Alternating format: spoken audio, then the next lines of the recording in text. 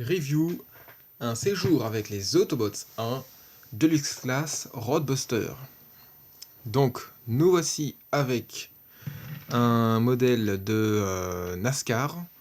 Voilà, donc c'est une voiture de course très connue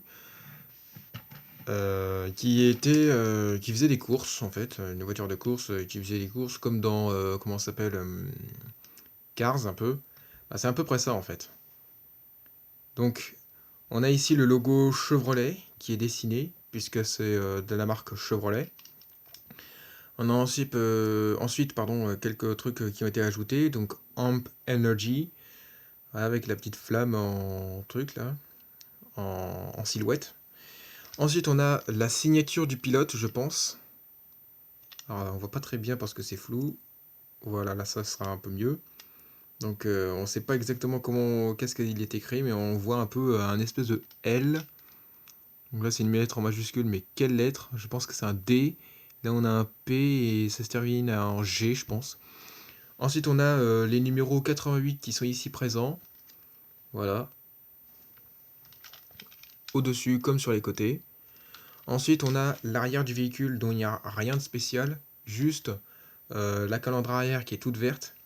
Et puis les feux rouges chromés un peu. Et donc, on a ensuite les roues qui sont tout lisses au niveau des pneus. Et puis, on peut remarquer l'undercarriage directement, hein. Donc, il n'y a rien de spécial, juste les jambes qui sont visibles. Et la tête dont le visage est cette fois-ci bien caché. Donc, il roule très bien, il n'y a pas de problème. Et donc, si on fait quelques comparaisons, eh bien, on peut voir par exemple qu'avec Bumblebee, on a quelque chose de semblable pour ce qui concerne la longueur. Ah, la longueur est stable, environ 18 cm, pas 18, 15 cm par là, ou 13. Et en termes de largeur, il est un petit peu plus... Bumblebee est un petit peu plus large. Voilà. Donc voilà, deux voitures venant de Chevrolet. Je remarque que dans Transformers, il y a pas mal de voitures Chevrolet, hein. Il y a déjà la Camaro, ensuite la Volt, ensuite la Corvette, et là maintenant les NASCAR. Ensuite, nous avons...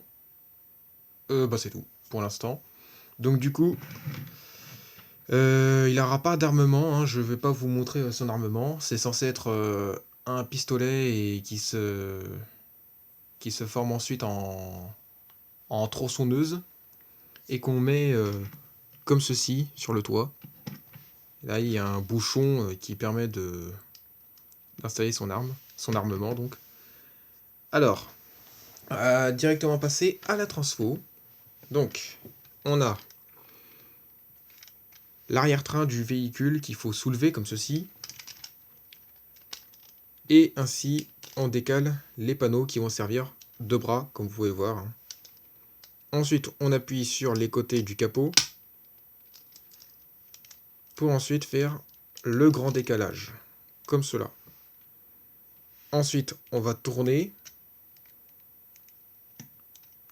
Voilà. Ranger le capot dans la calandre dans le capot et le tout dans le toit. Enfin, sous le toit, plus exactement. Ensuite, on a les jobs qu'on sépare, qu'on tourne.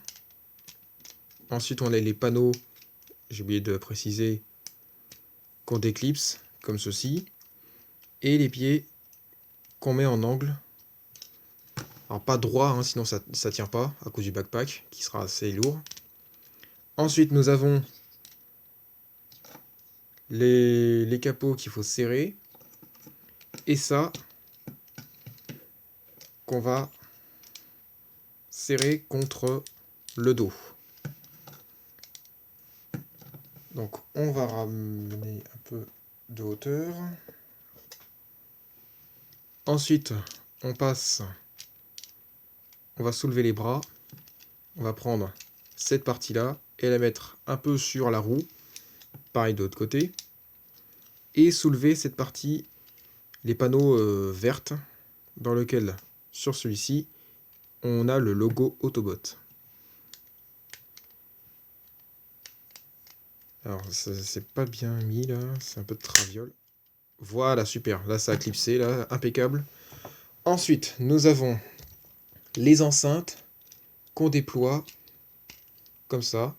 Et ainsi, les petits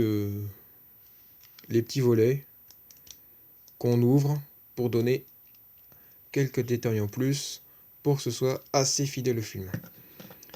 Et donc, nous avons Roadbuster en mode robot. Alors déjà, on avait le mode véhicule qui n'était pas vraiment fidèle au film. Là, ils se sont plus inspirés de la vraie voiture dans sa forme originale. Et pour le mode robot, ben que dire ben c'est à peu près ça. C'est à peu près ça. Il y a juste qu'il y a certains détails qui ne sont pas très très fidèles au film, comme par exemple les chaussures. On peut pas dire que c'est des pieds qu'il a, hein, franchement, hein, c'est plus des chaussures que des pieds. Mais sinon, pour ce qui concerne les autres détails, dont les enceintes, bon bah là, on est un peu, c'est à peu près ça, ouais, effectivement, c'est à peu près ça. Pour ce qui concerne la tête, alors vous voyez ici, là j'ai repeint, alors on va enlever la tête qui s'enlève facilement, hein, vous voyez.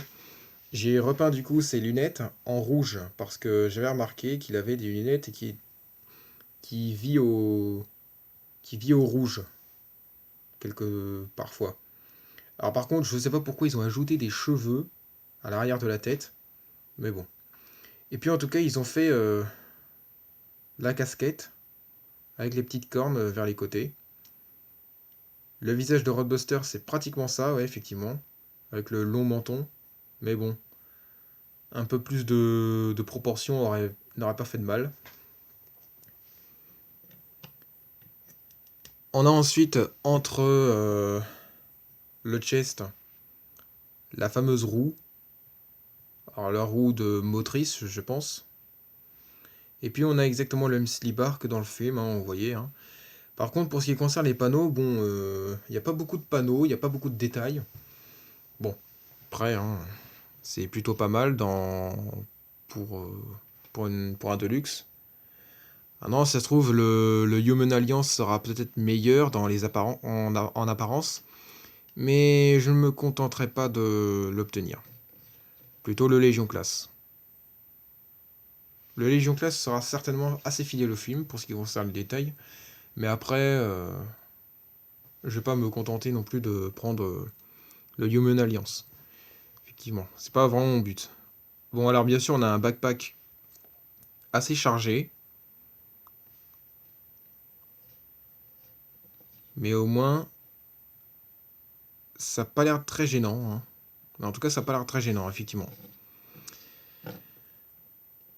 Bon, alors, maintenant qu'on a vu tout ça, c'est l'heure de faire des comparaisons.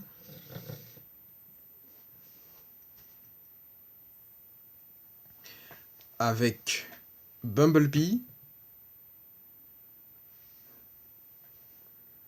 Donc là, on voit que Roadbuster est un petit peu plus grand que Bumblebee. Ce qui est normal. Hein. Et autre comparaison avec Ratchet, qui lui est plus grand que Roadbuster. Alors ça se voit peut-être pas très bien, mais en tout cas, c'est le cas. Voilà pour ce comparatif. Assez court, mais quand même intéressant, hein, malgré tout. Voilà, donc vous l'aurez remarqué, hein, j'ai repeint les parties du corps en silver, et y compris quelques coins en vert pour ce qui concerne surtout les jambes. Voilà, vous voyez effectivement hein, que ça a été peint hein, et c'est brille un peu plus.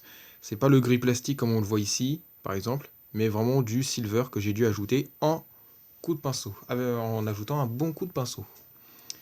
Voilà pour ce qui concerne Roadbuster. Donc du coup, on va le remettre en mode véhicule pour terminer. Donc, on a les panneaux qu'on reclipse, les chaussures, les jambes qu'on tourne vers le bas et qu'on rassemble comme ceci. Ensuite, on a les trappes qu'on referme et les enceintes qu'on resserre. Voilà.